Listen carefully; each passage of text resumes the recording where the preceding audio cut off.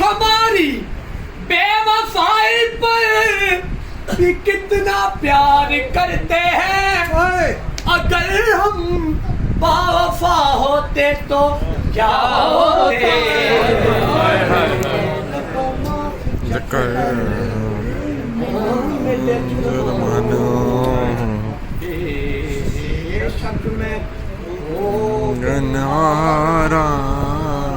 रब माफ जके मेरे जुर्मानू बेशक मैं हो गनहारा जिस वास्ते कुल कायनात बनया ओ दिया।